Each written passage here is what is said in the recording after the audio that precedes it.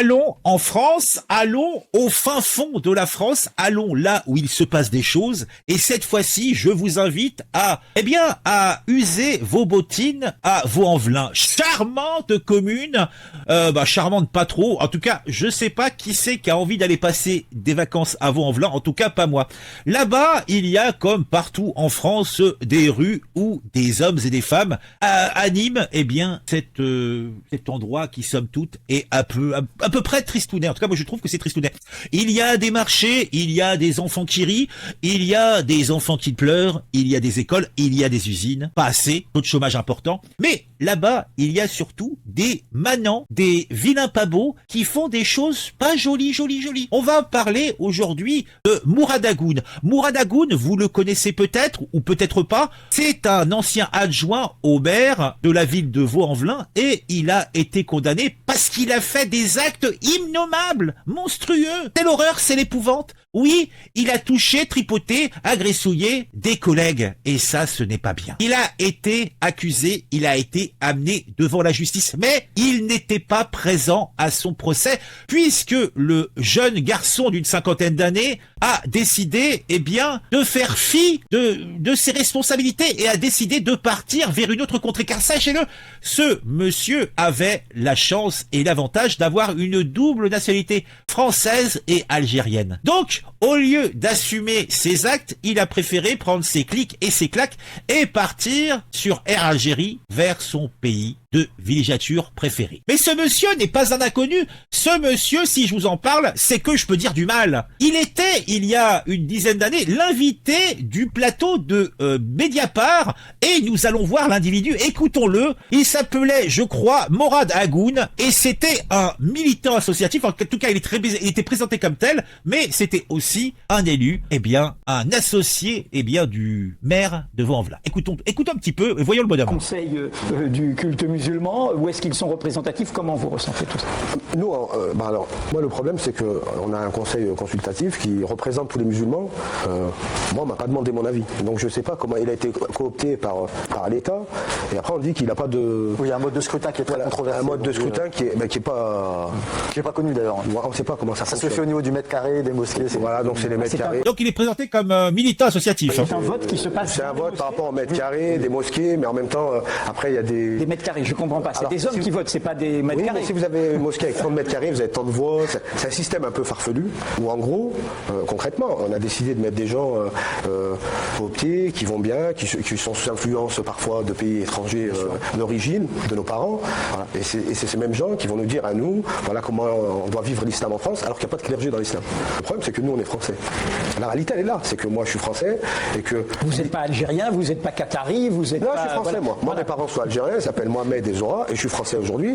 Donc, il est français aujourd'hui, mais il a changé d'avis puisque c'est ex-élu, puis en Algérie. Et pendant son absence, il vient d'être condamné à 15 ans de prison pour vol, agression et harcèlement.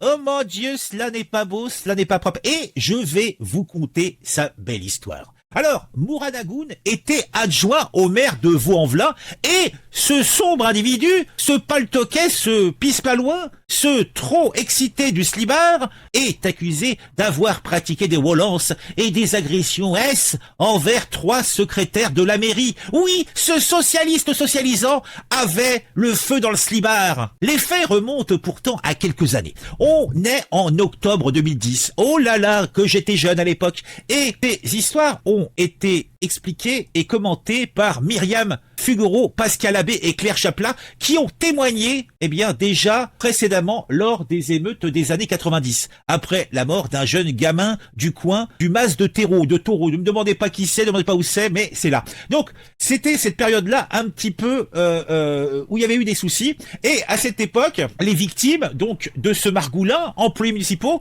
avaient déposé plainte pour vol et agression S. L'une d'entre elles, victime des agissements de Mourad Agoun, raconte comment il l'avait l'avait enfermée dans son bureau avant de l'agressouiller, de la prendre, de la retourner, de lui mettre la culotte sur les genoux et de lui enfoncer son chibre dans des parties intimes qui sont réservées normalement à son partenaire de vie. Les faits maintenant remontent à quelques mois plus tard, je crois, où une autre victime a affirmé que Mourad Agoud lui avait demandé de revenir ce jour-là avant de l'enfermer dans ce fameux bureau et de l'agresser. La mairie de Vaux-en-Velin avait déjà dû gérer le cas d'un autre énergumène qui s'appelle Ahmed Chekba, un autre adjoint au sport qui avait tenu des propos limites jugés antisémites à l'égard de son prédécesseur. Ces propos avaient été enregistrés et diffusés, et ce qui avait poussé le PS du Rhône à l'exclure, puisque en fait le Vaux-en-Velin c'est un fief socialiste, hein.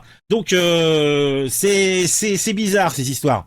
De son côté, Mourad Agoud, quant à lui, a été condamné à 15 ans de prison en son absence, puisqu'il avait reconnu partiellement les faits qu'il qualifiait pour sa part de consenti. Les actes incluaient des attouchements, un vol et un abus de pouvoir aggravé par sa délégation au personnel municipal, puisque c'est les personnes qu'il a abusées et usées, sans leur consentement bien sûr, étaient en situation d'être ses séides, d'être ses petites mains, donc elles étaient censées lui obéir.